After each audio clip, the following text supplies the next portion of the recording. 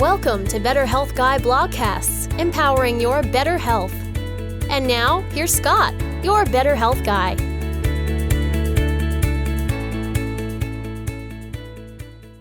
The content of this show is for informational purposes only and is not intended to diagnose, treat, or cure any illness or medical condition. Nothing in today's discussion is meant to serve as medical advice or as information to facilitate self-treatment. As always, please discuss any potential health-related decisions with your own personal medical authority. Hello, everyone, and welcome to episode number 74 of the Better Health Guy blogcast series. Today's guest is Leanne Venier, and the topic of the show is photobiomodulation. Leanne Venier is an engineer, inventor, international award-winning artist, Eastern medicine physician, entrepreneur, medical researcher, and former submarine designer. She is known globally as a visionary pioneer in the science of light therapy and a leading authority on the effects of color, photobiomodulation, quantum energy medicine, and flow states for self-healing, optimal brain function, and ultimate happiness in life. Leanne has been praised by doctors, neuroscientists, and others as a visionary innovator in healthcare, and her teachings have been embraced by the global medical community.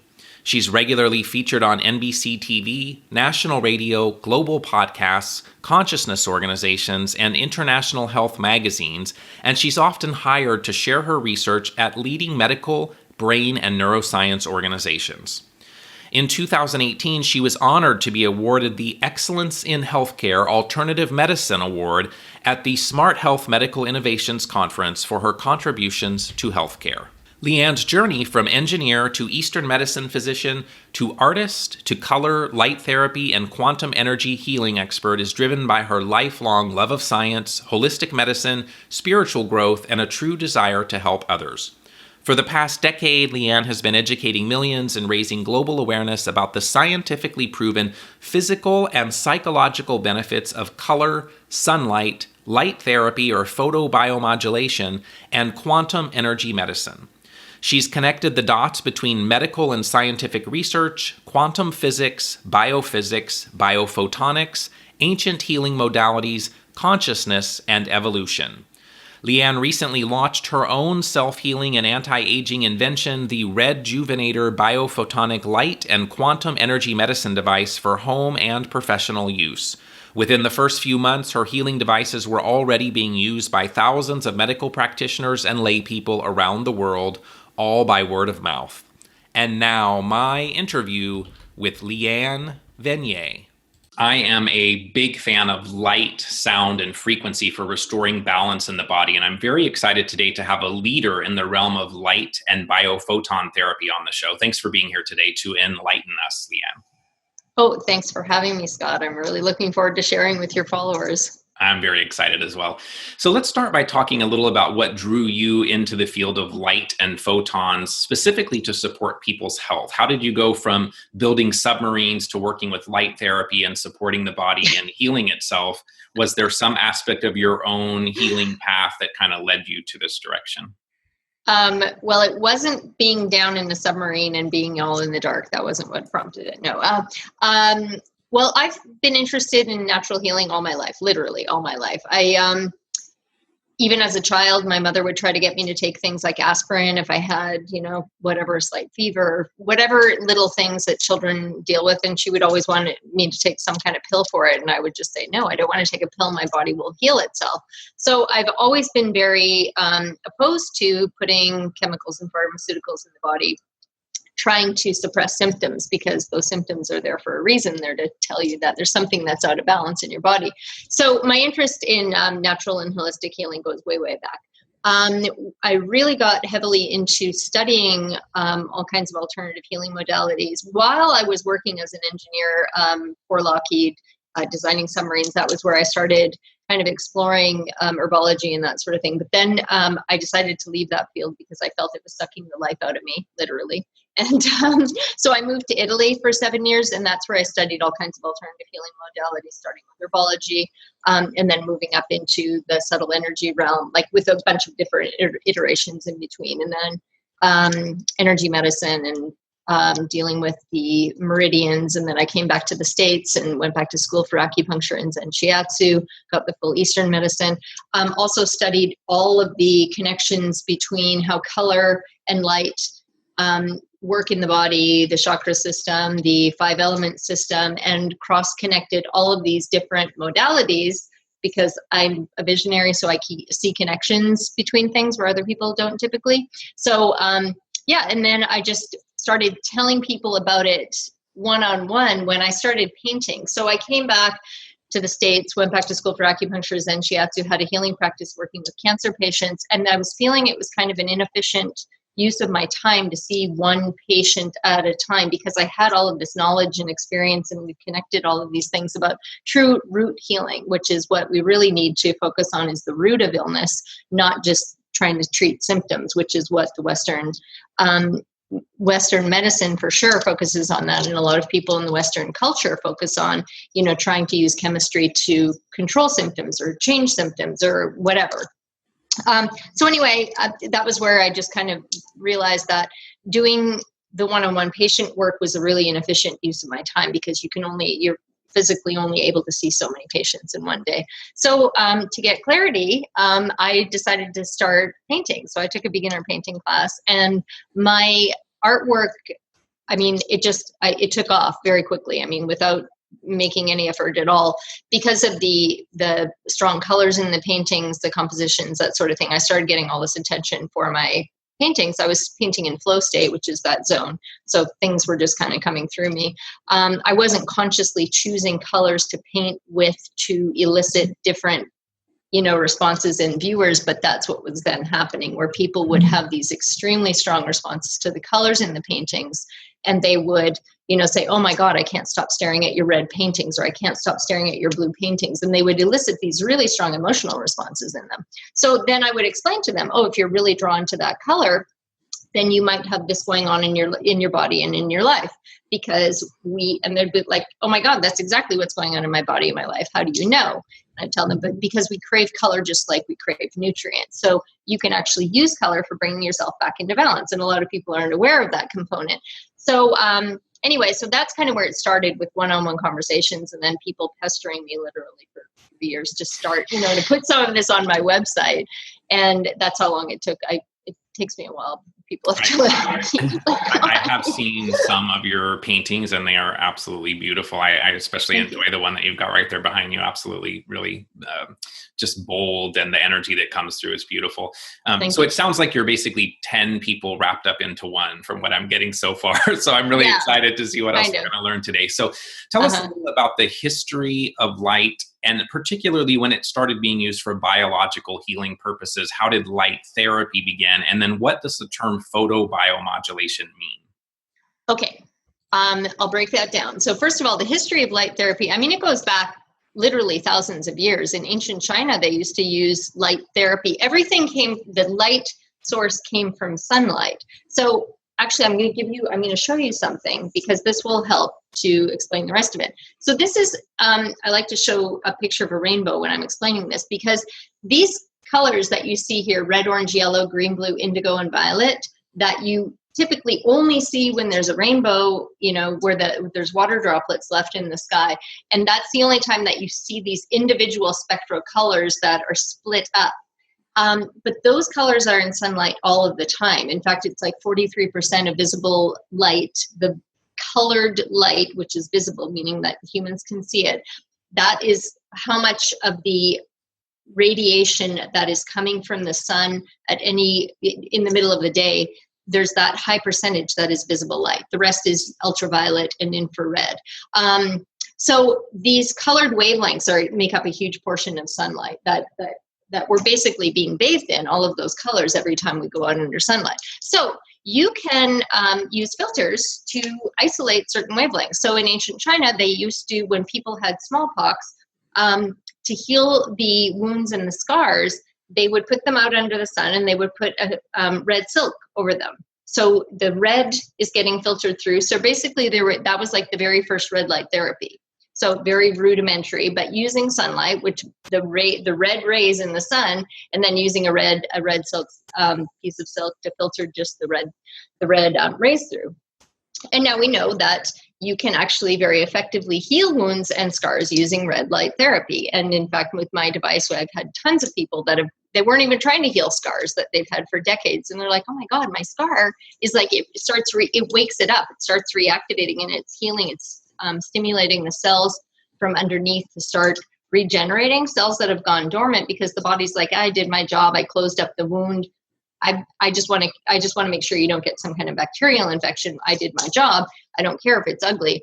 But so anyway, so it wakes up the dormant, cells and scar tissue, and it starts regenerating those. And then they get this little crusty thing happening on the surface. It's like, whoa, what's going on with this scar that I've had for 30 years? And then it will push out all the new layers. So that is like, we know from way back when that. But then there were clinics that were specifically for treating children with tuberculosis of the bones in the early 1900s. But it goes before that as well. But in Switzerland and in Canada, and the entire therapy, it was called heliotherapy, meaning sun therapy. They would put the children out under sunlight and bathe under sunlight, and that was their treatment, and it would heal them. So I've been talking about the importance of getting regular sunshine for a very long time. I mean, I've been teaching about this and validating light therapy as a viable healing modality for 11 years, which is why you're now hearing about light therapy, because bringing it and connecting all of these dots and bringing it to the masses to explain to them, it's like, it's not a woo-woo thing. And the reason that we respond to these colors of, light in this way is because we evolved to live and thrive under sunshine, under sunlight, with all of these colors. So we actually need these colors for all of these cellular processes in our bodies. So, and then research in this realm started, in the late 1800s. There was, it may have probably started before that, but the first published books in the late 1800s about light therapy and using light for irradiating fluids like water and milk and things like that, and then consuming that. So anyway, it goes way back. So photobiomodulation then is using light or photons to modulate our biology, essentially. Exactly. Yeah. Biological systems that are being modulated or affected in some way by photons. Photons being particles or waves of light. So then let's take that a little further and talk to us about why light and color are important for our biology. What are some of the things that light and color regulate or influence or impact in our body system? Everything. I mean, like literally everything. So all of the research, there's a whole field called biophotonics that is, again, photons, how they affect biological systems. So we know now, this has been proven by science. It's been proven since the 1922s, but 1922 with Alexander Gurevich, but in the 1970s, Dr. Fritz Albert Popp validated this by building the first machine that could actually verify that we take in and we give off light. So our living cells take in and give off light. The importance of having light in our body for actually triggering all of these cellular responses. It's like, and they've actually proven this now with plants too, that there's a quantum entanglement reaction that's happening in plants, which is what triggers photosynthesis. So, and they've proven in humans that we do take in and give off light, and that there are these things that happen that they can see at a chemical level, that the light will trigger these reactions. So for example, since the 1950s, we've had a type of blue light therapy that has been used for babies with when they develop jaundice, when they're in the hospital, and they get jaundice within a few days, the liver's not functioning properly. So in the 1950s, they discovered this accidentally in a hospital, a neonatal hospital in the UK. And the nurses knew that when they would take these babies with jaundice out under sunlight, they would get better. But everybody's like, what are you talking about? That doesn't make sense.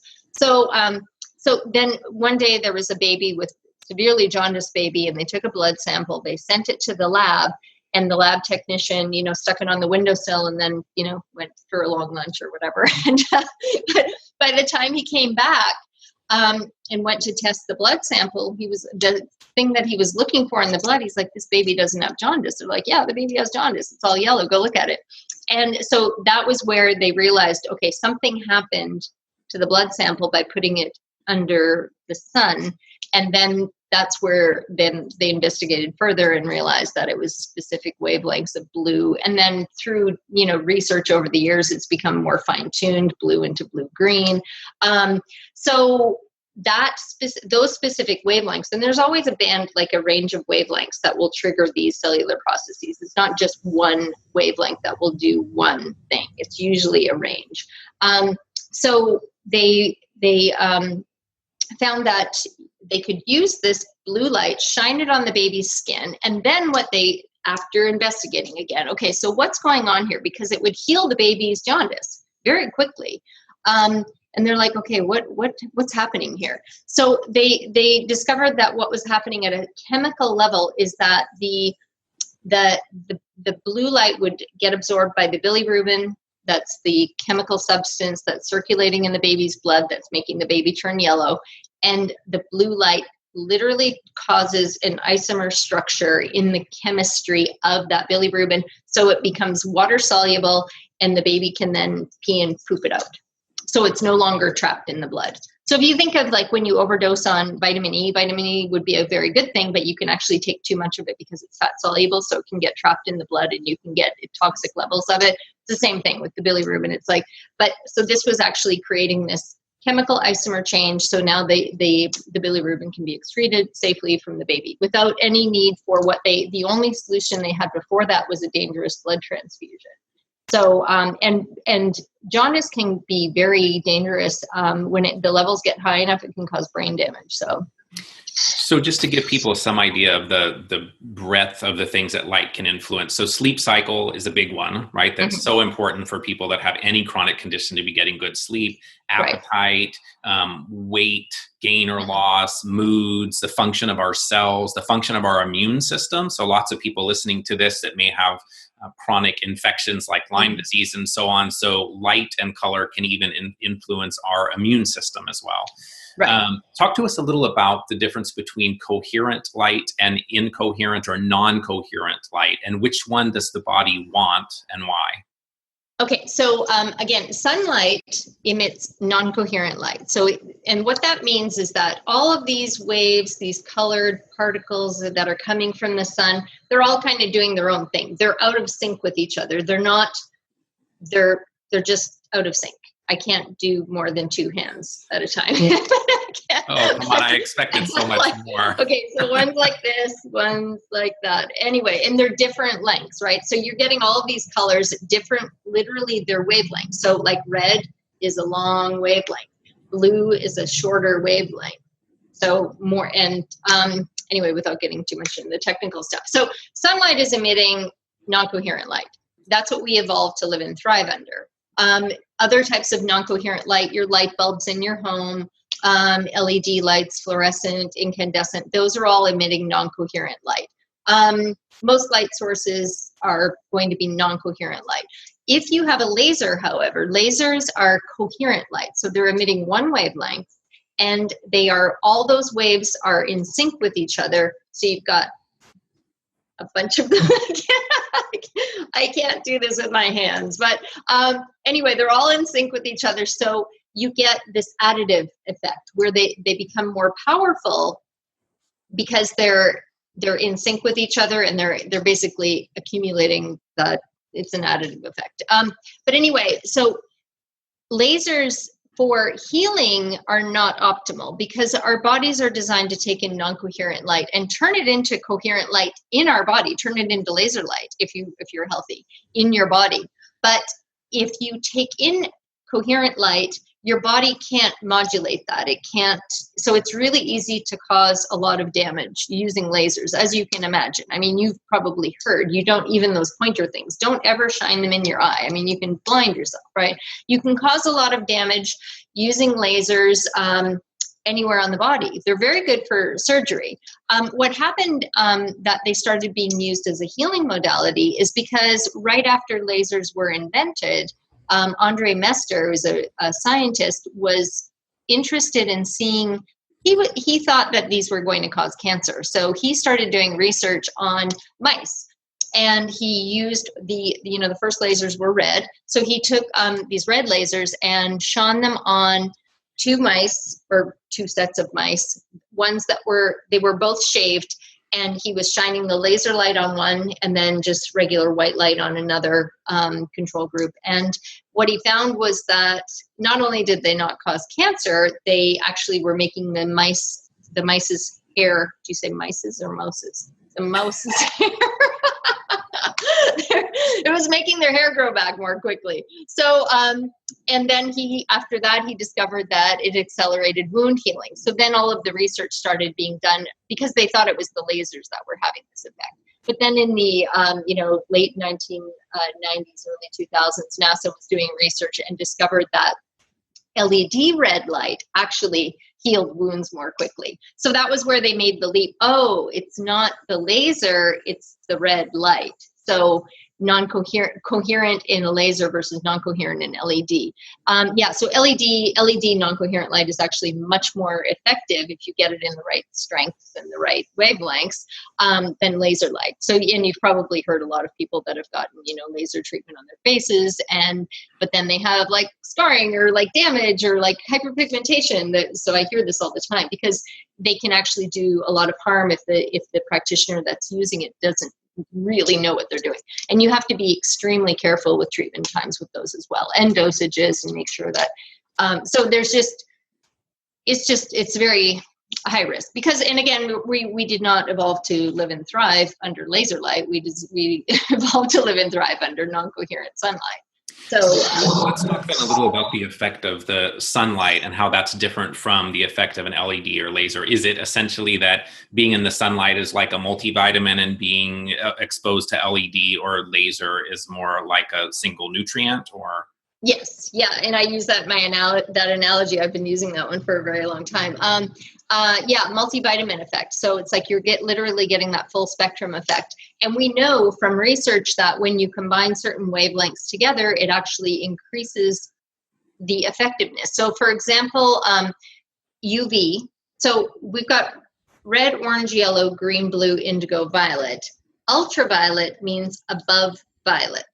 Infrared means below red. So everything that's outside of that visible light spectrum is invisible to humans. Some animals can see different UV and infrared. But so the ultraviolet, we've got UVA, UVB, and UVC.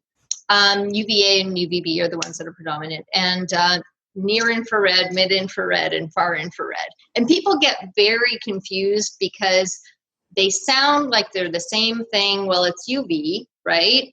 It's all UV, and this is all infrared, and it sounds like red. So there's a lot of confusion, but physicists are very pragmatic, and they don't get very creative and flowery when they're naming things. I saw Neil deGrasse Tyson here when he spoke at the in Austin here a couple months ago, and he was talking about the fact that physicists just they want to come up with a name for something that's practical and says what it is. So like he said, when they discovered that there was this big red spot on Jupiter, you know what they called it? Jupiter's big red spot. So that's like the official name of it. So anyway, but it does cause a lot of confusion for people because they think that UVA and UVB, they must be the same thing because it's the same name. But it's above violet, and we don't want to spend a lot of time thinking about a bunch of names. We could have called it apple, banana, and elephant. And same with near infrared, mid infrared, and far infrared. Do completely different things in the body. They don't have the same effect in the body. They just happen to have the same name because whoever came up with the name was lazy. Did I answer that question, or way off on a tangent? Let's go in then a little bit to near, mid, and far infrared. So how are they different? And from a perspective of light and photon effects in terms of health, as compared maybe to a use to support sweating and detoxification, for example, which one of those would be used for a different effect? Yeah, so red into near infrared, which is 600 to about 1,050, 1,100 nanometers, meaning the length of those waves. All of those stimulate mitochondrial function. So the mitochondria are the powerhouses of the cells. So they actually stimulate mitochondria to create ATP energy in the cells. All of those wavelengths. Some do it much more effectively than others. So some are up here, some do it down here. But that's why any red to near infrared will stimulate mitochondrial function. They are not heat emitting wavelengths. They do not make you feel hot. So visible red if you have an incandescent red light bulb, it's going to be emitting a lot of heat because it's emitting mid and far infrared also. It's wasting a lot of energy. But the actual light emitting source, so an efficient LED will emit very low amounts of heat. They're very high energy efficiency. So if you've got a red LED or a near infrared LED, that is a high quality LED, it's not going to get very hot. Whereas mid and far infrared are thermal infrared. They emit a lot of heat. So if you've ever seen those chicken heat lamp bulbs, that they use in McDonald's, or some, chiropractors will use them to keep the patient warm. They're using them in infrared saunas, the cheap kind of infrared saunas. And those are mostly emitting mid and far infrared. So the mid and far infrared will get absorbed deep into your body, and the water in your body is what takes in the mid and far infrared. So it's very much like the way, do you know how a microwave works? Mm-hmm. So a microwave works, you have to put food in the microwave that has some water in it. Otherwise, the microwave will not heat up the food. So the microwaves get absorbed by the water molecules. They agitate the water molecules. They create heat inside the food from the inside out. That's essentially what mid and far infrared are doing. They're going into your body. They're heating up the water molecules, and they're creating that huge amount of heat inside your body from the inside out. So very different from a hot rock sauna, which we've been using for thousands of years, which heat like your regular oven does. You put something in the oven and you bake it. It heats from the outside in. That's what a hot rock sauna is going to do. It's going to heat you from the outside in. So you can modulate that. You can regulate when you've had enough, and it's like, oh, okay, I got to get out of here because now I'm feeling hot. My body's telling me I'm too hot, which is why a lot of people don't like them, because they already have too much heat in their body to start with. So their body's saying, this is not helping you. Don't do it. It's not good for you. Mid and far infrared, which is what is used in saunas, that your body can't tell when you're getting too hot. So it makes you very hot from the inside out, makes you start sweating. And so a lot of people are actually having a lot of negative side effects from using these saunas unwittingly, because they don't realize that all of the, they start having rashes, and they're like, oh, it must be detoxification. I'm detoxing. That's a good thing, right? Except my rashes aren't going away. So it's all this heat that's coming out of their body because it's too much. You've already got too much heat in your body, and then you're putting more in. So those saunas do not emit near infrared. They've got like this tiny amount of near infrared and visible red. So it's not enough to stimulate mitochondrial function. And this is where there's a lot of people that think, oh, I'll get my near infrared and red and sweat in the sauna all at the same time. It's like, well, you're actually not getting very much of that mitochondrial stimulation at all. So if that's what you're doing it for, you're wasting your time and your money. If you're doing it because you want to sweat, detoxing through the skin is not the best way to detoxify, for one thing. There's a lot of mythology about that. I mean, our skin is designed to regulate our body temperature. The reason that we sweat is to cool you down. If it's hot, the reason for releasing water is to allow your body to cool down on the surface. You will sweat out some toxins at the same time, obviously, which is why, people will have body odor. That's like you can smell things. When people use fabric softeners, when they're sweating, you can actually smell those chemicals coming out through their skin, because it does get held in the cells. So, but yeah, the skin is not the optimal way to detoxify the body. The best way to detoxify the body is through the bowels. So it's like, even drinking a large amount of water first thing in the morning can really quickly detox you, because it's going to stimulate your cells to start dumping those toxins, and then you purge them through the bowels. So it's just, if you watch the documentary Food Matters, they talk about that in more detail. But because our bowels are designed to, get rid of crap, right? So, so there's a lot of misinformation, especially around the infrared sauna thing. And there are people that are selling them based on, oh, it's a near infrared sauna. It's like, no, it's really not. There's not enough near infrared for you. Let's go back then to some of the, like in the device that we'll talk about that you've created. So what's the difference between the red light and the near infrared? And are there certain conditions where one is more appropriate than the other? The one that I have 4 different formulations. The one that most people use is the universal, which has it has multiple wavelengths of visible red light as well as near infrared. and I combine wavelengths that work together synergistically, just like a musical chord. When you put two notes that harmonize together, it sounds pleasing. If you put two notes that don't harmonize together, it sounds discordant. Even if you're not a musician, you can hear that. Same thing with three notes make a chord. Three notes that harmonize properly together make a chord. Three notes that don't go together sound terrible. So I have multiple wavelengths of red and near infrared. They all go, in my light, they all go everywhere in the body. Typically, what the research has shown that red will go to a certain depth in tissue, near infrared will go to a certain depth in tissue, and it will go through bone. But because my light has additional healing energies in it that allow it to go, they open up the blocked energy channels, which are the meridians that are the ones that circulate. They're these lines that are not nerves or blood vessels or anything like that. They're trackable. You can actually see them. When I give my medical conference talks now, they're all asking to know more about the science of the meridians. And so they actually circulate our life force energy, chi, prana, whatever you want to call it. So that's how all of that life force energy gets circulated to all of your muscles. Otherwise, they'd be, you'd just have dead tissue. It would be like you'd be a cadaver. The life force energy is what distinguishes a living body from a dead body. So so they open up the rejuvenators, they're called. They open up blocked energy channels and replenish that depleted life force energy at the same time they're healing at a cellular level. So that's why they can treat everywhere in the body. They can go deep into the body. They can go into the brain. I've had tons of people that have, healed their brain, traumatic brain injury, glioma, brain tumor, doctors that are using them with all of their traumatic brain injury patients, things like intracranial hypertension. What are some of the other brain things?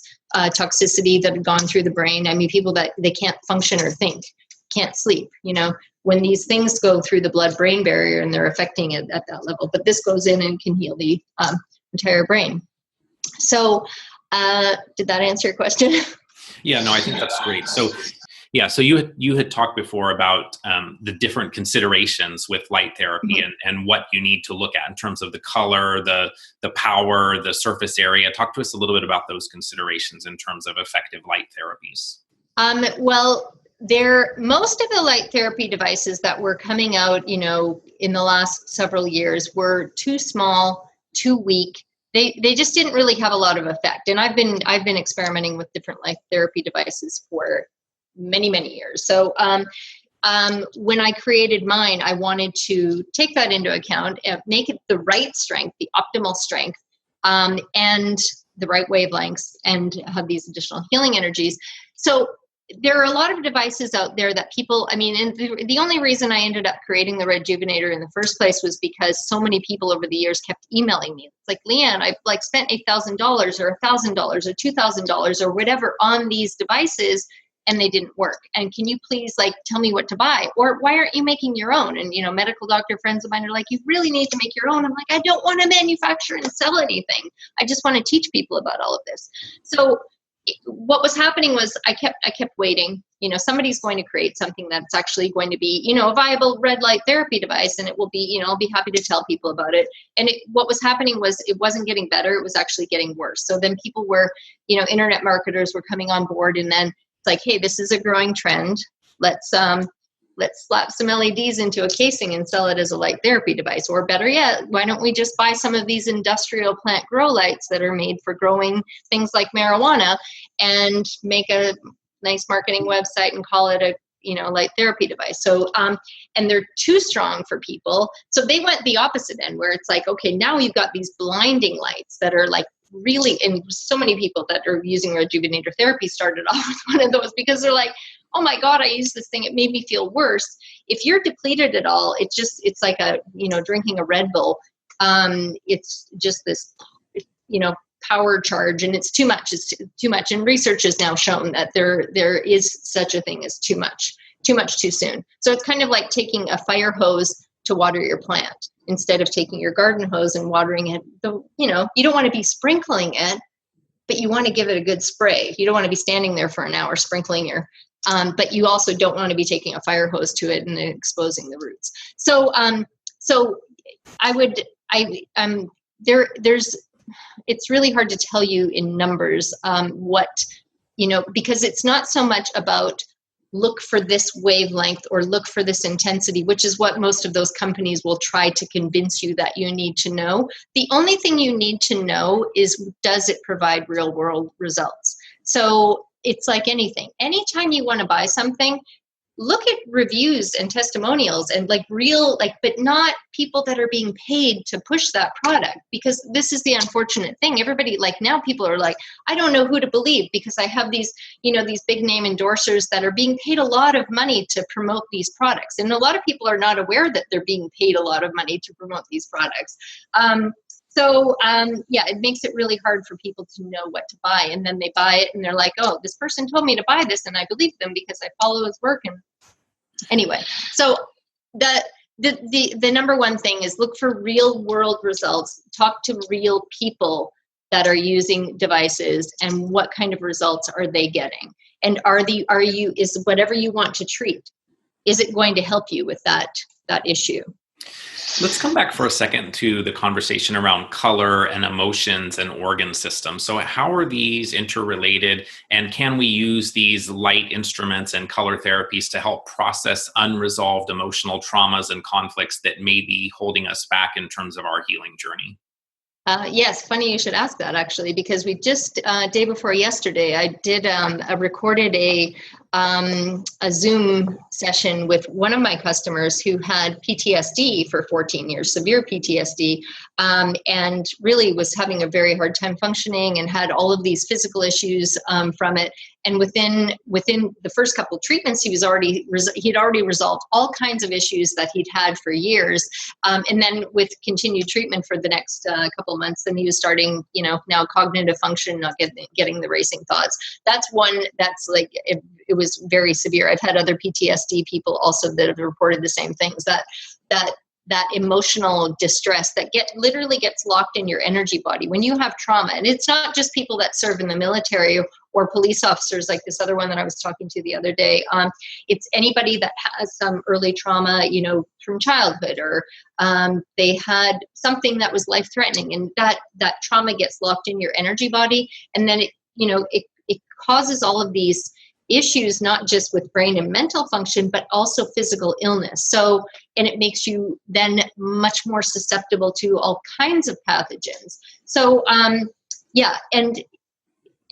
tons of people that have also reported just where they used to have this low level anxiety all the time, and they don't have it anymore. It's and they didn't even realize that they had it, or this constant depression, until it was gone. And because it's when you have that every day, it becomes your normal, and you're just kind of either I'm always strung out, or I'm always I don't feel like getting out of bed. So when people are like that every day, it just is their normal. They can't see that there's any other reality. But then when they start treating it within a week, it's oh my God, I don't have that hum anymore. I've got this. Now I'm happy. I feel like I have all this energy. So we get reports like that all the time. So yes, you can heal all of that.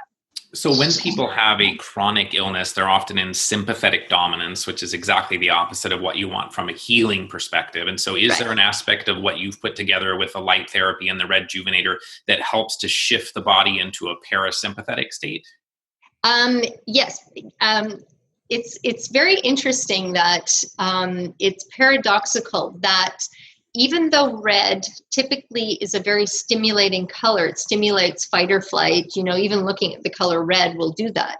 The Rejuvenator, because it's got the additional healing energies, it's opening up these energy channels and kind of filling up your gas tank.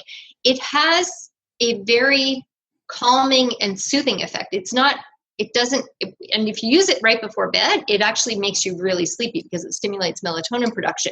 But you can use it during the day. It doesn't make you wired. It's not like drinking coffee, usually that fight or flight response, or amphetamines or caffeine or cocaine gives you that kind of high wired feeling. It doesn't do that. It gives you energy, but it's calm energy. And then if you use it at night and you're not getting blue light will shut off melatonin production. So if you're not getting conflicting blue or white light, any white light has blue light in it. So if you're just using the red light, then it has a very calming, soothing effect and will actually make you go to sleep, and you sleep much more deeply and more effectively, to the point that over time, and sometimes like right away, you'll actually sleep fewer hours, like maybe 30 or 60 minutes less than you normally would need, and you wake up more wide awake and refreshed. So I don't know if that the paradoxical effect is that blue light, which normally stimulates that parasympathetic response, right? I mean, blue has that parasympathetic response, but blue light during the day shuts off melatonin production and actually stimulates alertness. It not only shuts off melatonin production, it stimulates a neuropeptide in the brain called orexin hypocretin, which makes you alert. And that's why too much blue light can actually start making you feel like, when people go into high blue light environments like fluorescent lighting, it's not just the buzz from the fluorescent lighting, it's like in excess of blue light. If you stay under that, or you're working in an office building and you're under that high intensity blue light for too many hours of the day, it can actually make you feel like that. So there is that paradoxical blue light. Even though it normally stimulates parasympathetic, it will actually make you feel more alert and anxious if you get too much of it. But you go out in nature and, you've got the blue that tends to be calming and soothing. So red has that same paradoxical effect, stimulating in some cases and soothing and calming in others. So there, as I understand, there's actually a rhythm for blue light as well, where we potentially want healthy sources of blue light during the day, but we don't want them at night, right? So it's not that we want to avoid blue light, but if we get it at night, that's when it has the negative effect on sleep, versus if we get a healthy source of blue light in the day, it actually can help to promote our circadian rhythm, correct? Yes, exactly. And again, the reason is because of, sunlight. So one thing I didn't explain is that when the sun is low in the sky, and the sun, it's like it has to come through a lot more atmosphere. So at dawn and at dusk, the sun is low in the sky. Those longer wavelengths of red, orange, and yellow will be able to come through like that. Like that could be dawn or dusk. And you will see a predominance of red, orange, and yellow in the sky. As the sun gets up higher, the shorter wavelengths, blue, green, indigo, violet, those all can now come through the atmosphere. And that's why the sky is blue. So when you are in the middle of the day, you're getting bathed in a lot more, there's a lot of blue light coming through. In the morning and at dusk, mostly red, orange, and yellow. Not a lot of blue coming through because the blue gets scattered. So, so when you start seeing blue light, your body's like, evolution. I tie everything in with evolution. It's daytime. I need to be wide awake. Otherwise, I'm going to be falling asleep in the field and I'm going to be eaten by a predator, right? So you need to stay awake. So when we actually have these photoreceptors, when I first started teaching about this, nobody knew about this. Now everybody's heard about it. Well, but most people have heard about it. But we have these photoreceptors in our eyes that actually are attuned to specific wavelengths of blue into blue-green. That are different from the rods and cones that we've known about forever. And these were only recently, as far as medical research goes, recently discovered. So these photoreceptors in our eyes, that one thing that we know that they do is it sees blue light, doesn't care what the source is, doesn't care if it's a white light bulb, an incandescent bulb that has blue light in it, a fluorescent bulb that has blue light in it, an LED white bulb that has blue light in it, because any white light source has blue light in it. So your eye can't differentiate between wavelengths coming from sunlight and wavelengths coming from an artificial light source. So as soon as it sees those wavelengths of blue light, it's like it sends a message to your pineal gland and says, shut off melatonin production. It's the middle of the day. I need to be wide awake. Otherwise, I'm going to get eaten by a saber-toothed tiger. I like to say that. I know that saber-toothed tigers were not around at the same time, but it's a much more compelling visual effect. Anyway, so I have to stay awake so I don't get eaten by the saber-toothed tiger, right? So anyway, that natural selection that would dominate, and anybody that has that ability to stay awake during the day, shut off melatonin production, is going to pass on their gene pool.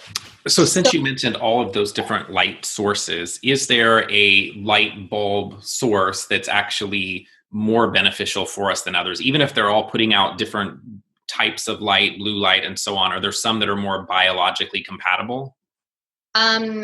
Well, Yes, when you look for the CRI index, color rendering index, when you get into the higher numbers, the high 90s, that is closer to true sunlight. They're not really true full spectrum, though.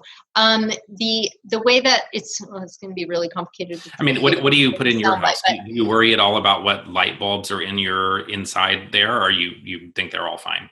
No, I choose my light bulb. So I use mostly LED lighting in my house because of the high efficiency and I can choose the color spectrum. So I'll use daylight bulbs. So for example, in my bathroom, over the mirror, I have all daylight. So it emulates more closely the colors of sunlight. So it looks like daylight.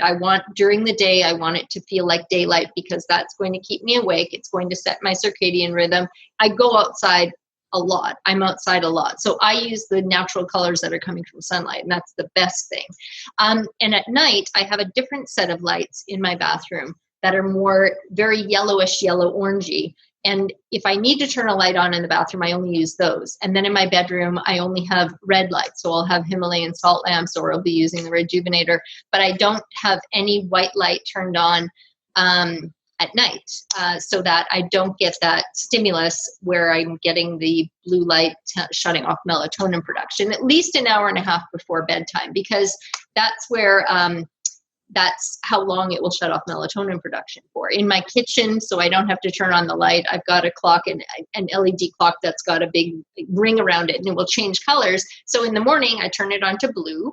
So it's like blue light. At night, as it's getting later in the evening, I make it yellow. And then when it's nighttime, I put it on red. So my kitchen still has some light in it if I need to go in the kitchen, but I'm not, blasted with blue light. So, so following basically the cycles of the sun is that you do need blue light during the day. Just like you said, you need the blue light during the day to set your circadian rhythm, because it will tell your body, oh, now it's daytime. And then when you're not getting the blue light, now it's nighttime. And this is the other thing. So conversely, when you start getting exposed to red light at night, it actually makes you sleepy. And this is why if you wear, blue blockers, but the red kind that block out all the blue and green, not just the yellow that blocks out the blue. You want the red ones that block out the blue and green. If you have any white light sources, or if somebody, has a light on or something and you want to block that out. But really, it's very easy to control your lighting in your home. And then on your computers, put on, the Flux is a great free program for regulating the amount of blue light that is being emitted from your white computer screen. And that's where there's a lot of problems with people using their smartphones or tablets at night, because the very high percentage of that light coming from those is blue light. But again, when I started teaching about this, nobody was aware of it. Now manufacturers of cell phones and tablets have these features built in. You can put it into night mode, so it's actually going to immediately stop emitting the blue light, because that's how technology evolves, right? People find out, they make things, it's like, oh, this is actually disrupting people's sleep. We need to fix it and change it. So that's how, technology evolves that way. So let's talk a little bit more about the energy body. So many people with some chronic health challenge, chronic illness, they've spent a lot of time focused on the physical body, on chemistry-based treatments, taking supplements.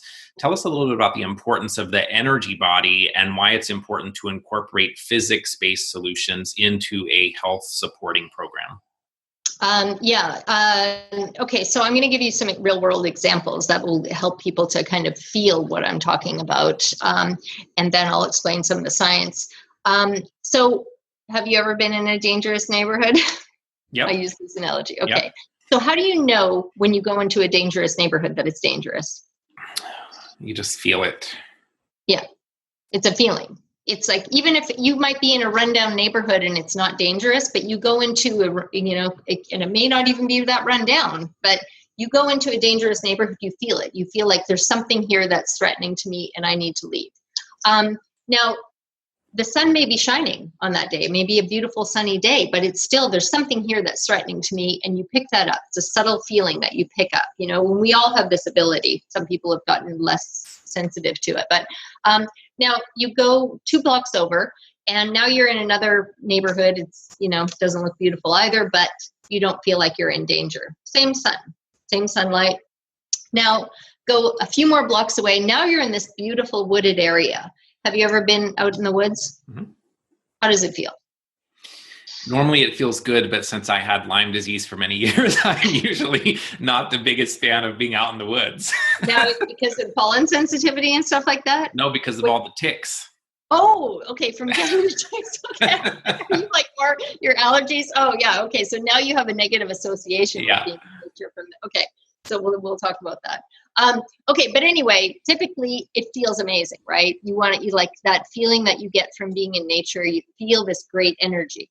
That's subtle energy. That's that life force energy that you're being bathed in. You don't feel it as much in the city because there's so much stuff that's sucking that life force energy out of there, whether it's, electronics and, cars and pollution and Wi-Fi and EMF and all of these things that are in cities and in many of our homes. So a lot of that life force, that vibrant feeling that you get from being in nature, that gets depleted. And then that is getting sucked out of your body at the same time. So when you're in nature, and let's say it's the same day, sun shining, there's a machine called a spectrometer. Have you ever heard of that? I have. A spectrometer, you take it, you can shine it at any light source, sunlight, a light bulb, whatever, and it will tell you what wavelengths of light are being emitted from that light source. So now let's say you go briefly back to the bad neighborhood, the dangerous neighborhood, and you do a spectrometer reading, you point your thing up at the sun there, go over a couple blocks over, do the same reading, essentially same time of day, go now to the beautiful wooded area that feels amazing, do a spectrometer reading there. What do you think the difference is going to be between those 3 readings? I don't know. It will be exactly the same because that machine can only measure wavelengths of light. It can't measure that dangerous feeling, and it can't measure that amazing healing energy feeling. It's designed to measure wavelengths of light. So all of the research that you're seeing that's published about, red light and near infrared healing the body and stuff like that, and stimulated mitochondrial function, they're focused just on the wavelengths of light, which is a part of it, so the wavelengths that are coming from sunshine, you're going to get some benefit from laying in the sun in the dangerous neighborhood if you don't get killed. But you will get a lot more benefit from laying in that same sun while you're getting those healing energies in nature. So you get way more bang for your buck. But you can also be camping in nature and you're still being bathed in those healing energies even at night. You're not getting any sunlight, but you're getting the benefit of that life force energy even when you're sleeping, when you're lying on the ground, that sort of thing. Does that resonate? It does. And what I wasn't sure if you were going to say is when you measured with the device in the wilderness versus in the city, if maybe there was some difference in the light that was coming through because of pollution and other things. I wasn't sure if that had an effect on the quality of the light. Yes, but I'm talking about we're only a few blocks away. So, okay. I mean, it's like, pollution, obviously, if you have filters that are, blocking light, that will change things, obviously. Okay. Just like if you put clothing on you're going to block the sun from getting to your skin. If you put sunscreen on, you're going to block the sun from getting into your skin. So pollution, if there's actual particle matter, no, but I'm talking about, let's say there's no pollution, but they have quality, pollution control measures in this city with the dangerous neighborhoods. Of course they do. They make sure all the factories are not emitting all that. No problem. But anyway, yes. So that would obviously affect. But I'm talking about, let's say it's the same sun, same air quality, but that feeling that you get when you're in the woods in nature, how that feels. How that polar opposite when you're in a dangerous neighborhood feels. Just like if you're in the middle of New York City and you're like surrounded by chaotic energy, people that are very sensitive, empathic people that have a weak energy body can't tolerate that kind of onslaught of energy. So we have energy body immunity and we have physical body immunity. Energy body immunity allows us to be resistant to energetic pathogens like Wi-Fi and EMF and things like that. That can be extremely disruptive to us, but you will actually have less of a negative effect from them if your energy body is strong. If you go into, and this, I've had people that have told me this directly, where they used to not be able to go into shopping centers or shopping malls with a lot of fluorescent lighting because they would just get, I can't handle it, and feel physically distressed from being in those kind of environments. Now they have no problem at all. It's still not, who wants to spend time in those kind of places? But they now have that resistance, so it's not that negative effect. Just like if you have weak physical body immunity and you get onto a plane, and then there's one or two people on there that have a cold, and you're going to get off that plane, you're going to catch that same cold because you're breathing in that same air that they're. But if you have strong physical body immunity, you can be on a plane full of 100 people that are hacking and coughing, and you're not going to catch that cold because your physical body immunity is strong. Just the same with Lyme disease. So can supporting the energy body immunity have an indirect effect on the physical body immunity, meaning that as we raise our vibration from an energetic perspective, can that make us less susceptible to the physical impact of microbes, for example? Yes, and it's not indirect, it's extremely direct, because any disruption in the energy body, that's what happens first. So your energy body gets weak, then your physical body follows. So your energy body you're basically like your life force energy, you don't have enough of it. So it's like if this is our car in life, I use this as an analogy all the time. This is our vehicle. This is our main vehicle in life. So if you're running on fumes, you just never have enough energy. You have okay, I'm going to eat some food. I'm going to take all these things. I'm going to drink a bunch of coffee, and then I'll have enough energy just to get to the next gas station where it's like, now I have to drink a bunch more coffee. And then, so when your energy body is low, your physical body immediately drops. Your physical body immunity immediately drops. So energy body that's where disruptions start all the time. So that's why a lot of times people will say, I feel like there's something wrong. They go to the doctor, they do all this blood work, they get all these blood tests. The doctor's like, there's nothing wrong with you. It's in your head. It hasn't manifested yet in the physical body at a chemistry level that their machinery can read. But the subtle energy has already been disrupted, which is why you're not feeling right. There's something wrong. I know there's something wrong. So, and then it will eventually get to the point of disease in your body that the machines and, blood tests and things like that will then pick up. And a lot of times it's like, okay, now you've got cancer all through your whole body. Sorry, we missed it last time you were here. We can, because it can be very fast so that's where the disruption occurs in the first place. So it's basically like you're running on fumes. And again, like I said, you're living in a city, you're living in these environments that are constantly, they're siphoning off that life force energy.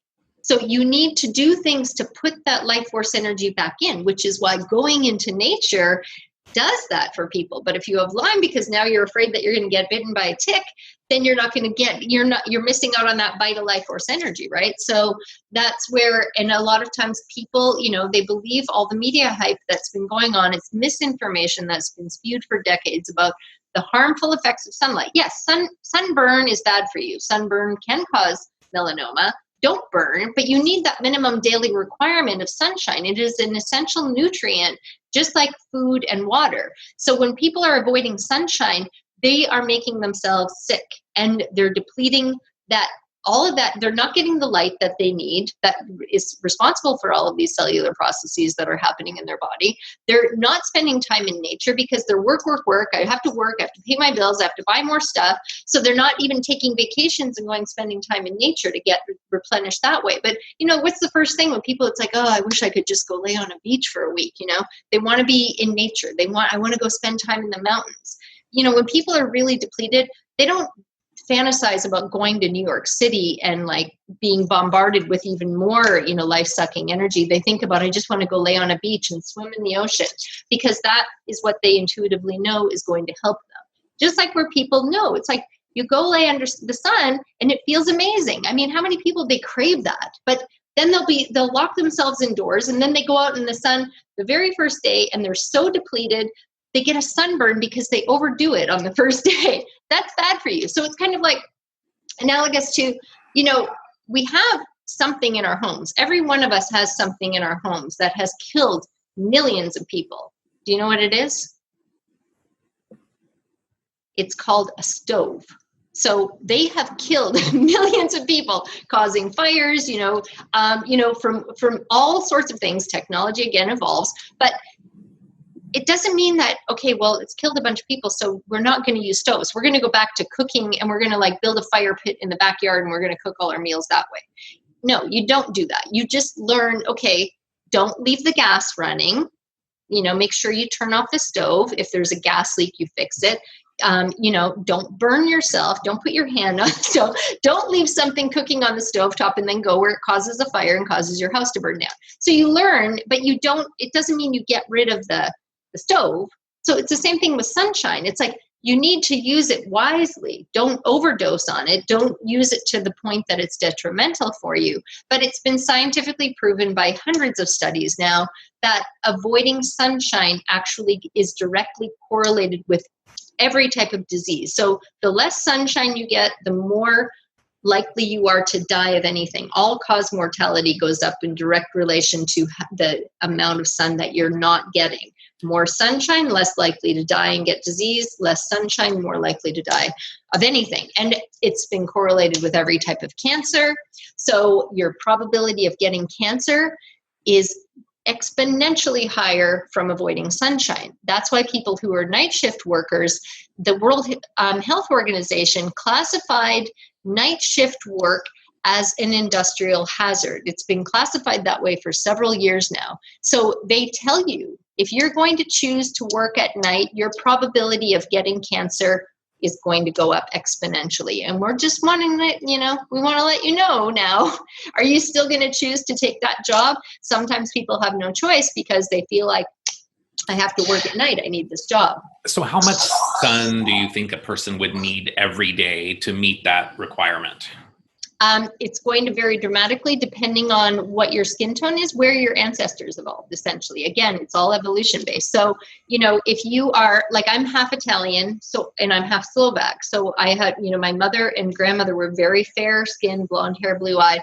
Father, very dark skin. Everybody on that side of the family, dark, not dark skin, but olive skin. So you can, tan, get very dark. So I don't burn easily. I still have to make sure I don't overdo it on the first day, or if I'm somewhere, closer to the equator or at a high altitude, I have to be careful to not burn like anybody else would. But, I'm lucky in that I don't have to, be super cautious while I'm building up my reserve. So, so wherever you are, you look like you've got fairly fair skin.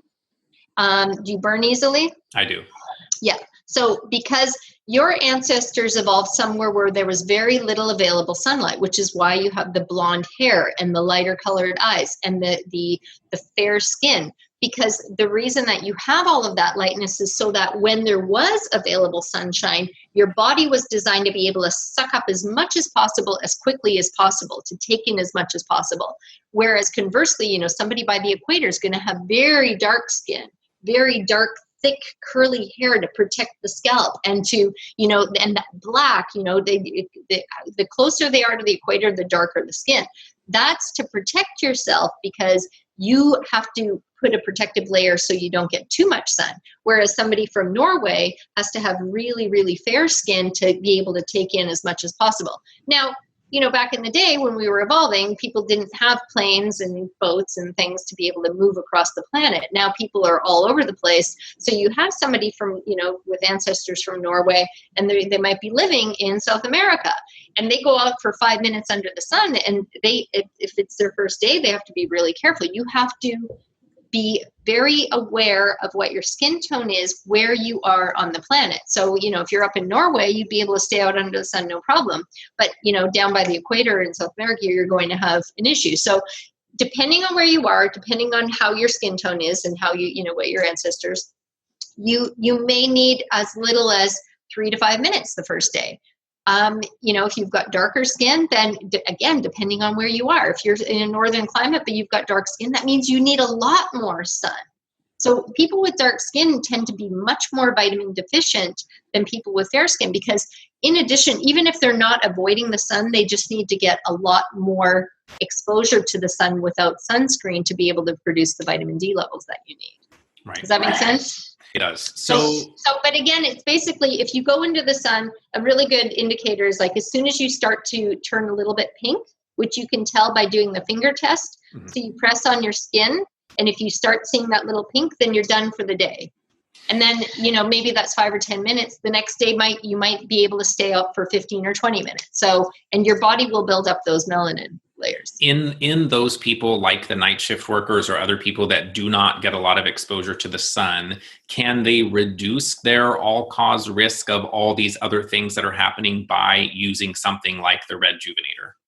I've had a lot of people that have been doing that. Yes, they have to work night shifts. So they use it, and they use it for replenishing life force energy and for like artificially setting their circadian rhythms so they can induce sleep when they need it. And then you would still want to get, which they are, obviously, they're getting blue light exposure because if they're working in an environment with the lights at night, you're getting that blue light from the white light, which is what's keeping you awake, right? And then, but when you come home, you have to make your room completely dark, emulate nighttime, so you're not getting any of that. It's daytime, wake up. And then the Rejuvenator helps you to sleep, and it's adding all of those healing energies. So you're mitigating against the damage that you would be getting from having that disruption. So basically you're creating a false sunlight type environment. Of course, it's never going to be the same as getting pure sunlight, which is going to give you that true multivitamin effect, because we just don't have artificial lighting yet that can emulate sunlight that effectively. Remind me to tell you about the UV combination. So why is it with light therapy that we generally talk about red light and blue light? What happened to all the other colors? Why don't we see them used as much therapeutically with these types of devices? It's because of the way that research gets funded, and only for that reason. When people apply to get research funding, you basically have to say, I'm going to do this study, and I want money to do the study. So you have to prove something that's already been proven before or partially proven, or like they don't want to just throw their money away. So you have to, and I know a lot of people that apply for research grants, and how carefully you have to word things and how you have to reference things. This has been proven, and we're going to do this again. And you can maybe move a little bit outside that. Like I said, with the jaundice, the blue light, it took decades for them to fine tune that to the point now where they know that it's really blue into blue-green is the fastest acting wavelength. But they all work. But even to isolate that, it just takes a very long time, because the way that research gets funded, and now we're going to test this wavelength, then we're going to test this. And so this is where a lot of times people, it's like, because anybody can go on the web and you can type in, and don't read people's blogs and take that at face value. That's not scientific research. Or people that are, saying, oh, we're doing our own, thing, and they write these things and they quote these different, you have to read the research paper yourself, and also be able to understand all the things that maybe the researchers didn't understand about the results, and don't take the results part at face value, because the researchers, they have to actually, come up with these hypotheses as to why they got these results. And sometimes they're so out in left field. They're like, but then people take that at face value. It's like, oh, they know what they're talking about. So anyway, it's just because they could get funding, and that was the device that they happened to have that was emitting that wavelength. So then people will be like, oh, I saw a study that said X wavelength treats this. It's like, yes, that may treat that, but there are probably other wavelengths that do it even more effectively. So that's where it's like, just look for results. Look for something, has it treated the thing that you have? And if so, then the probability of it working for you too is extremely high, especially if you see, it's helped 20 people with the exact same thing that I have. So don't worry too much about individual numbers. Let's talk then about the Rejuvenator. So tell us a little bit about the Rejuvenator and the different technologies that are a part of that product. Okay, well, I'll show you what it looks like. So I chose to make a very large surface area. So this is over a foot square. So it fits, when you hold it against your body, you're covering a really large portion of your body at one time. So it's a combination. You can see the ones that are visible red. It's going to be kind of blinding, but these ones that look like they're not lit up, those are the near infrared. So they actually are emitting invisible rays of near infrared. And if I unplug it here, then I can show you what it looks like with it. So, and I chose a body that would be very lightweight, but very sturdy. So it's got my formulations in it, but it's very portable. So people travel with them everywhere. It's great for treating jet lag with one treatment. And it covers a very large surface area at one time. And I designed it because I'm a multitasker. Like you said, I'm 10 people in one. I don't like just doing one thing. I would never do my Rejuvenator therapy treatments if I had to just stop and do Rejuvenator therapy. I have to be able to do two things at least at one time. So I use mine at night because it's pretty much the only time I sit still and I stay in one place because I have so much energy all the time and I'm like working and doing fun, exciting things.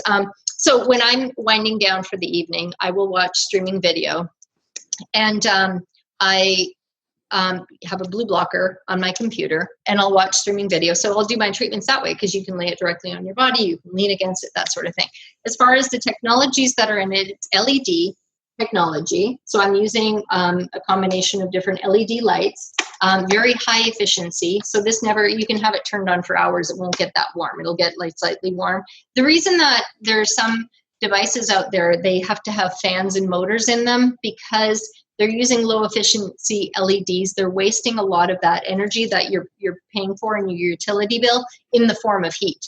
I don't want to waste a lot of the energy in the form of heat. I want it to be all emitting light. So high efficiency LEDs, the formulation, so there's the specific wavelengths that I'm using for the light therapy component, and then there's additional quantum healing energies that provide that life force energy that are kind of filling up your gas tank, which is analogous to, this would be, like you're camping in nature at night, and then this is like camping in nature at night while you're laying in the sun at the same time, if that makes sense. Did that answer your question? Okay, so we've got the LEDs, we've got the red light, we've got the near infrared light, and then you mentioned the quantum energy code. So I want to understand, when you say quantum energy codes, what does that mean? Are these codes that are providing instructions to the body to facilitate some healing? What is it that the codes tell the body to do? Are they information that's piggybacked on the LEDs, or how does that get delivered? Yeah, quantum healing energy codes. So it's basically, have you ever had an energy medicine treatment? Mm-hmm. Many. It's like that. So you're getting an energy medicine treatment at the same time. So your body is taking what it needs in the form of that life force energy, and it's circulating it where it needs it. From a scientific standpoint, if you, I normally would have, like if I'm doing my medical conference things, I have slides so you can see, you can actually show the meridians, the energy pathways. You can take heat and put it into the meridian and then do an infrared image, and it will show the actual meridians that you can, and then I do a side-by-side image here. This is what we have, for thousands of years in the Chinese and Japanese literature, and this is the illumination in a real body with infrared imagery. So you can actually see these, these energy pathways, because for a lot of people, it's really hard for them to conceive. They're like, what are they, nerves? Are they blood vessels? No, they're just, it's quantum energy. So again, and when you get an energy medicine treatment, it's not. And are you talking, when you say energy medicine treatment, are we also talking about acupuncture, which is working with those meridians? Are you talking about Reiki? Are you talking about? Yes. Well, more like Reiki and other energy modalities that are putting energy into your body, because acupuncture opens up the blocked energy channels, but it isn't putting energy into the system. So that's why people will often, it's like, you can get acupuncture and I'm an acupuncturist and Zen Shiatsu practitioner. Typical Chinese acupuncture, there are some ancient techniques that actually can, bring energy into the system, but they've kind of been lost in people don't learn those anymore. But so what the acupuncture will do is it like where the kinks in your hose, you know, I like to describe it like your gardening hose. So you get kinks in your hose, the energy isn't flowing through. The energy isn't flowing through. You get a kink, and usually from some emotional thing that will cause that kink to happen in the first place, trauma, whatever, just having an argument. You know, people that have stressful jobs, they get kinks in their gallbladder meridian, you know, essentially, and liver meridian. That stress and that, you know, kind of anger that can turn into internal depression, that will affect that meridian system. So you get these kinks in your hose, and then, so those kinks then start affecting muscles. This is a very common thing. When people are under stress, they get this neck tension and the shoulder tension, gallbladder meridian, going up into the base of the neck here. That also goes over the head. One-sided headaches. When people just get so stressed out, and then they might get flare-ups, you know, get angry outbursts or road rage or things like that. That's where it's gotten blocked, and it's kind of like that pressure cooker thing, you know, releasing pressure in the system. So you have these kinks, you know, in your hose that then it causes pain because the muscles that are along that energy pathway are not getting the energy that they need to function properly. So they either stay super constricted because the other side isn't doing the job that it needs. You always have antagonist muscles, you know, and they both need to be working together to keep your structure in place. The bones need to be held in place. The joints need to be held in place. If one muscle gets weak, then that means the other guy has to do double duty. And then your likelihood of getting a shoulder injury goes way up. So you pick something up the wrong way, and then all of a sudden you tear something in your shoulder, you know, or you tear a meniscus, or you tear your ACL in your knee. So that's because the energy is not getting there, and the muscles and the tendons are not getting the energy they need to be able to do their job properly. So you start getting misalignments, and then you're much more susceptible to injury. It's the same thing with back subluxations in the back. Where you go out of alignment, I can tell you immediately. It's like, okay, well, that corresponds, because each vertebra corresponds to a different meridian. It doesn't correspond, it taps into a different meridian. I call it like a power strip. So it's like your spine is like your power strip. All of the energy lines go to each vertebra. So each vertebra has a different energy line that goes to it on both sides. And to the teeth as well, right? In the mouth, that's important too. So where you have pain or something, or inflammation in a tooth, that goes to a different meridian. Yeah, so there are all these things. Each finger has at least one meridian, if not more than one, two, that are going to your toes. That's where the energy then flips direction. So people will get, carpal tunnel, things like that. The problem isn't with your wrist. The problem is up here. There's a kink in your gallbladder hose that then is causing a problem here. So acupuncture and the rejuvenators will open up those kinks in the hose. It will unblock that temporarily. But if your life force energy, if your gas tank is running on fumes, it's not going to help with that. It's not going to bring up your life force energy. So the Rejuvenator also, like if you have your hose is on a trickle, your hose is just kind of trickling out water, and you've got all these kinks. So you can open up the kinks, but you still don't have very much water flowing through there. So the Rejuvenator turns up the volume on the water flow as well. So then it fills up your gas tank. So you're not running on fumes anymore. So I know there's not going to be a perfect answer, and it's going to depend on how much energy is still going out and all of those things. But if you take someone who is depleted and dealing with a chronic illness, and you talk about filling up the tank, how long does it take to fill up someone's tank when they're using something like the Rejuvenator? Is it a day, a week, a year, 10 years? What is it? Oh, no. Well, okay. So, I mean, and it, again, depends on how low your gas tank is. But I've had people, with things like inflammation and pain that they've had literally for decades, they can do one treatment and then the pain is completely gone. So, because if there isn't a physical injury in that place where the pain is manifesting, if it's just inflammatory, you can get rid of that very quickly. 3 treatments, things like that, where you'll start to see really dramatic effects. As far as filling up the gas tank, this is where when people get the Rejuvenator, they're like, is it normal to feel addicted to my Rejuvenator? Because I just want to do treatments all the time. Because it's kind of like if you've been in the desert for so long and you're so thirsty, you're thirsty all the time. And then I just want to keep drinking water because it tastes so amazing. right as he takes a drink of water. So I did that on purpose. that was good effect. Yeah, good timing. Yeah, I've had people like even after a year that they're still, and they don't have to remind themselves to do the Rejuvenator treatments, because it's like you eat food and then you get hungry, again later. You're digesting that food. You're using that energy from that food.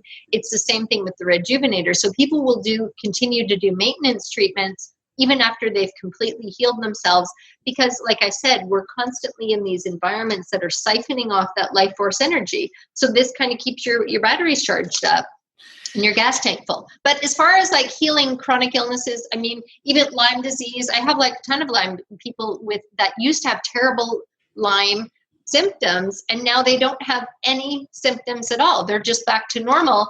And they, that can be within the course of a few weeks to a few months, depends on how like severely depleted they are.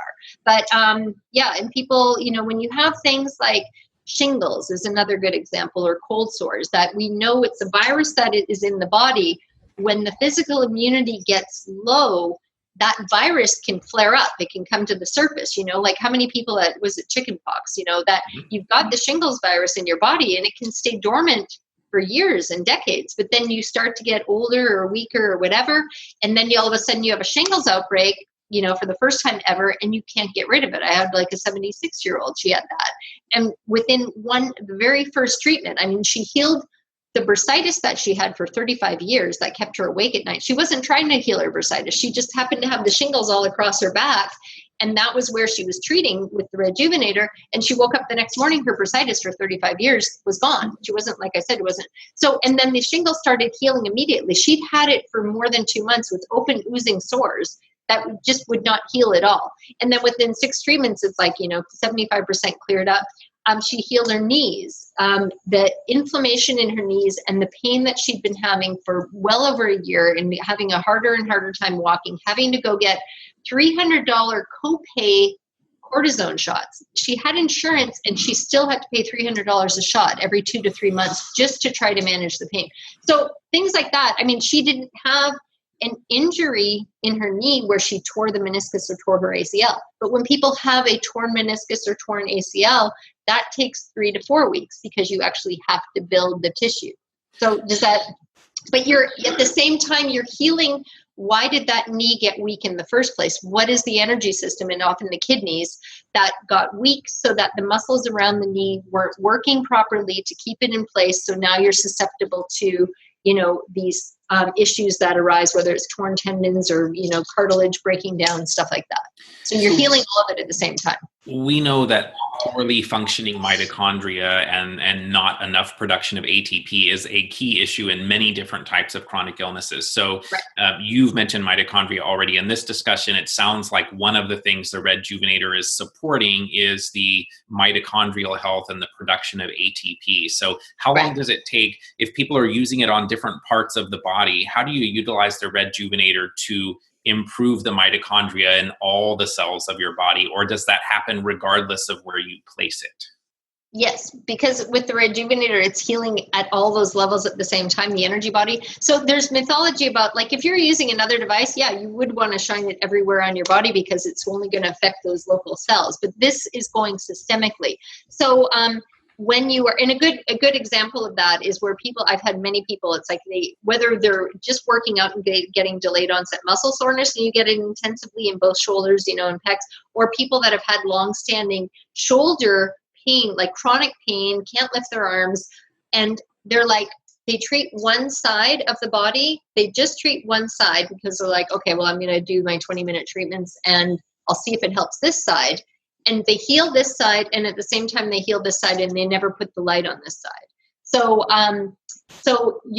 it's not just about stimulating the mitochondria; it's about making your entire system work more effectively, so that those cells are doing what they're supposed to do. Just like I said, the scar tissue, where it's like the body's like, I did my job. I don't have to do any more than this, and I know it's a really ugly scar, but I don't care. So it makes it wakes up those cells and makes them start working the way that they were supposed to in the first place. Does that make sense? It does. Is there an advantage to putting the Rejuvenator on a place in the body where there are more meridians flowing through, like the feet or the hands, versus an area where there may be some meridians, but not all of them, for example? Yeah, so when I launched this just over a year ago, I guess it's been about 15 or 16 months now. It hasn't been that long. This is all word of mouth. Everybody, all these thousands of people around the world, it's all word of mouth. I don't advertise anywhere. But yeah, so because I have a private members only community that everybody, and it's on Facebook, so everybody can connect with each other. And this is where all these incredible healing stories get shared right in the group. So, and I come up with treatment protocols that based on when people are like, I have, this problem, where should I put the light? I'm like, okay, treat locally in the area where the problem is manifesting, and also treat here. I have a detox protocol, the sleep protocol for helping induce deep sleep, which is great for not only brain function, but also everything. And those are all in your Facebook group. People can go download the protocol. Yeah. So here's a good example of one I hear from people all the time, which is tinnitus. Is there a protocol for using the Rejuvenator to help people dealing with tinnitus, for example? Yeah, so tinnitus, again, from an Eastern medicine perspective, tinnitus has two basic root causes. Depends on the sound. If it's like high pitched, it's one thing. If it's low pitched, it's another thing. So depending on the pitch of the tinnitus, like if it's that high pitch, like, especially that comes, you get stressed out and all of a sudden your tinnitus goes, like that's liver related. So then it would be like, you need to detox liver and gallbladder. So I have the detox protocol for that. So you're treating there. It's not a problem in your ears. The problem isn't in your ears. It's the energy's not getting there, and you're hearing it, and you can actually have, and I used to have that too. It's like if a little stressful thought if all of a sudden get a bing, and it's like, okay, I feel that, and that is in your energy body, because you feel that stress, even just a little thing that will remind you of something, or you get stressed out over something. But anyway, and you don't respond to stressors anymore in that way. So you're like I said, you're healing at all those levels. So all the people with PTSD that used to have like every little thing would, trigger them, not getting triggered like that at all anymore. So your ability to respond to stressors goes way down. So because of the fact that you're asking specifically about tinnitus. And I know kidneys is another one. Kidney related, then I would have them treat the kidneys. Right. So, that low foghorn kind of thing. So is there a protocol then for people that have been dealing with Lyme or chronic fatigue or fibromyalgia, or those things that they can find in your Facebook group as well?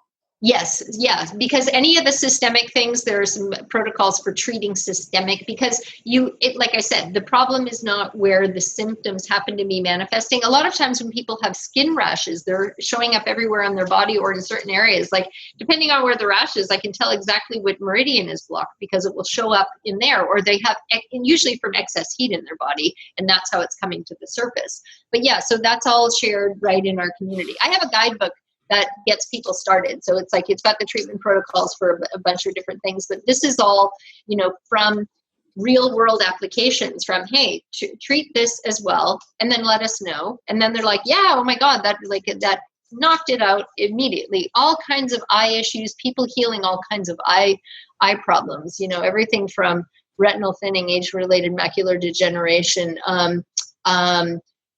what are some other things? Uveitis. That was a recent one, a doctor that posted in our group that had that. So in 5 days. Can it help? Cataracts. Well, I don't have anybody that's treated for cataracts yet. I've had people that have had cataract surgery and have no negative effects from treating their eyes. But I'm waiting for somebody that actually has cataracts. I've had somebody that had increasing glaucoma scores, and it actually measurably reduced their glaucoma, improves vision, actually to the point that they had to go get a new prescription because now their prescription is too strong for them. Lots of people getting rid of migraines. That's a very common thing where people, they're not even trying to get rid of, they're doing their facial treatments to get rid of the wrinkles and hyperpigmentation. And they're getting rid of the migraines that they've had chronically for, years or decades. So you have 4 different Rejuvenators. I know that the one which you call youth, 2 for pain, 3 is universal, and 4 the bacteria buster. For people that are dealing with a chronic systemic condition, is the universal one the one that would make the most sense? And is there anything that you're not getting with the universal that you are getting with the other devices? Good question. Yeah. So the number one, which I call timeless youth, is just, it treats at the skin and muscle layers. So it's like, I have some estheticians, they just want to do facial treatments for their clients. So they use the number one because they're like, well, I'm not, going to help them with their brain function and other things like that. So I just want to do the facial. Most people though, okay. So, and then the number two is called pain-free power. So it's for treating at the muscle and joint layers, specifically targeting those areas. So for people that work out, are susceptible to injuries. But the universal does everything and more, because the synergistic combination of combining those two formulations together in one, you're not losing any of that. You're actually gaining more effectiveness and more of the systemic healing benefits in the number three, which is the universal. The number four is called the Bacteria Buster. That's an adjunct formulation. People, if they get the number four, they're usually also getting the number three. The number four is for people that have or if they're just treating something like cystic acne, then they can just use it, because they're like, when there's something, a bacterial infection or MRSA, something like that, that is so endemic that the body can't treat it, like the bacteria has taken over on the surface. So it's like they'll start with that, because the blue light in it knocks down the bacteria, kills the bacteria directly, while it's also healing the skin and healing the immune function of the cells. But the number three is the one that will then boost all the, systemically heal the body, and boost those life force energies and boost the immune response and the mitochondrial function of all of the cells, which the number four is also going to do, but it's got more of the blue for targeting the bacteria directly. So it's like you've got your army coming, trying to fight the other army that's advancing. And so the number four is like, the number three is going to, knock them down and make your troops much bigger and stronger. So you'll be able to knock down the enemy that way. The number four also then sends the sniper, team out back, and then is taking them down from behind. So that's really only when people have some kind of bacterial infection that is not healing. So, but I have a number of people that have Lyme that are using both the number three and number four together with, enhanced benefits from using the number four. And that started because one of our doctors, a naturopathic doctor in Germany, she's a Lyme disease specialist, and she started experimenting with the number four together with the number three for her Lyme patients. So in those people using the devices for upregulating their systemic health, how many days a week would they potentially use it, and for how long on average? When people are really out of balance, when they're dealing with something that is a systemic illness, then I recommend they do a treatment every day. And you can treat, that's where I was saying, people when they first get them, they will I say do 20 minutes, because 20 minutes is the time that it takes for those additional healing energies to circulate the energy body. All energy-based treatments are 20 minutes, like Reiki and acupuncture and other ancient, energy-based healing modalities. And I've actually done research on that when I was living in Italy to validate. It's like, who came up with this 20-minute number? I was very skeptical. But I actually did double-blind studies to actually validate that, no, this 20-minute thing is real. 20 minutes is what I say for the minimum. Even if you get pain relief from doing 5 or 10 minutes, I say do the full 20, because then you're going to be healing the root of that problem, not just where the symptom is manifesting. And can you do too much, or can someone literally put it on the floor, put their feet on it while they're at their computer for 8 hours a day? No, you can't. You will know when you've had enough, for one thing. Just like pets will know when they're done for the day. You can't overdose on it. With the Rejuvenator, there are other lights out there that if you get blasted with them, it will feel extremely disturbing and upsetting, and people actually feel worse after doing those treatments. I've had a number of people that have reported that. What we've had is, like, depending on how out of balance somebody is, sometimes they'll do 1 to 2 hour treatments per day. They will make the time to do that, or even as maintenance. Other people will, once you come back into balance, it's like, then you want to be filling up your gas tank. I don't like, for me personally, I do maybe once or twice a week treatments for different things. And I'll do the sleep protocol because it really enhances my sleep and it will last for several days. But as far as overdosing, no, I tell people it's like follow your intuition, do as long as you feel like you want it. And then you literally will know when you're done. It's like, it's like, oh, today I wanted 40 minutes, but now I feel good. I feel like I'm full. It's like, just like when when you're eating, if you're eating salad, you might take a lot longer to feel full as opposed to eating something that's really, nutrient and like calorie dense. You'll feel fuller sooner. Are there any contraindications for the Rejuvenator? Nope, we have not encountered any yet. There have not been any reports. They've just all been positive and across the board for healing pretty much everything. We haven't had any. Sometimes when people first start, the energy starts moving, they can really feel that. They'll feel like those effects. I've had people that, they can feel the tingling and stuff like that. But as far as like negative effects, no. So the last question that I always wrap up with is, what are some of the key things that you do on a daily basis in support of your own health? Well, for one thing, I definitely get as much sun as I can. So I even in the summer and when it's 100 degrees here in Austin, I have 2 outdoor offices. So I like to be able to work outside, and I'm usually wearing a bathing suit top and shorts. So, and I have a pool, so I go and jump in the pool and cool down, but I don't wear sunscreen on my body. If I'm going to be under the sun for a very long time, I'll wear sunscreen just on my face because, you're getting so much of that, and it's such a small surface area that it's not going to make that much of a difference as far as the vitamin D production. So I'll wear, but on a regular day, unless I'm going to be under the sun for hours, then I don't even put sunscreen on my face. But and I use a non-nanoparticle zinc oxide based sunscreen. But on the rest of my body, I don't put sunscreen at all. I want to get full exposure. I make sure I if it's early in the season, I make sure that I'm not going to, I'm not getting burned. Or sometimes if I'm going to be out and I'm going to be riding my scooter for a really long time, because I wear, like a backless top, I'll put sunscreen just on the very top. But I get a lot of sunscreen. I get a lot of sunscreen. I get a lot of sunshine. And so I set my circadian rhythm that way. I use the Rejuvenator. Like I said, I use it for promoting really deep sleep. Even if I'm not, because I don't have pain in my body. And even when I started working out at the gym, this is the other thing, when people are training, I have a lot of competitive athletes that use this, and they use it for not only muscle boosting, because it actually makes your muscles grow faster, build, and become stronger. And it also reduces recovery times, like dramatically. So instead of that, I did this really intense workout and now I can't move for 4 days, it knocks that out completely. And then over the course of 2 to 3 weeks at the very beginning, as you're building up that life force energy, you don't get the delayed onset muscle soreness anymore. So even though you're working out really intensively, you just get you may get a little twinge or nothing at all, but you're still building and increasing strength. So when I first started working out at the gym several months ago, I gained 6 pounds of lean muscle in 6 weeks, which is phenomenal.